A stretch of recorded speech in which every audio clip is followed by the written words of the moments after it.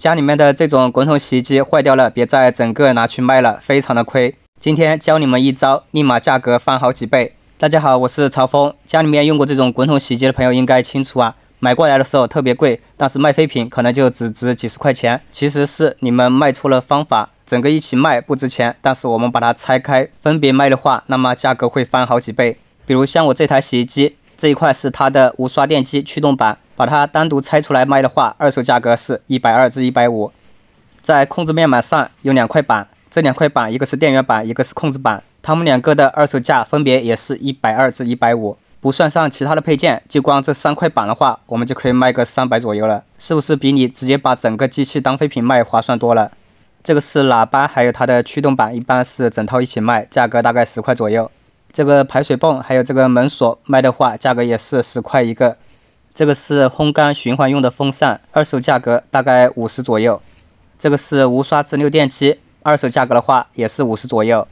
这个是洗衣液还有柔顺剂的自动投放和总成，二手价格20-30左右。剩下来的就是一些不值钱或者是卖不掉的，比如说这个三脚架，一般用个1-2年，这个三脚架多多少少会腐蚀掉，所以没有人会去买二手的。买一个新的三脚架大概是100左右啊，看型号的。还有这个外筒以及烘干功能的加热器，它也不值钱。像加热器的话，很多坏了就直接不修了，不用这个功能了。外筒的话，基本上很难坏，但是这个外筒还是挺贵的，如果你去买的话，要200-300一个。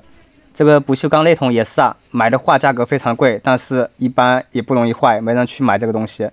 这个是滤波器，也是不太值钱，可以直接当废品丢了。像洗衣机的外壳也一样啊，基本上就是有价无市，因为这些东西相对来说不容易坏，需求量也不高，所以很难出手。虽然后面说的这些东西都不好卖啊，但是我们把这些电脑板还有电机卖掉的话，就非常赚了。这些配件型号不同，价格也不同啊，而且出手的速度几天到几个月不等，主要是看这个机型是不是热销机型，数量越多，这个配件需求也就越大，越容易出手。如果你们家里面刚好有这种损坏的滚筒洗衣机，卖废品觉得亏的话，你有时间又不急着出手，可以试一下我说的方法，把好的配件拆下来单独卖掉，这样就比你直接整个卖废品划算多了。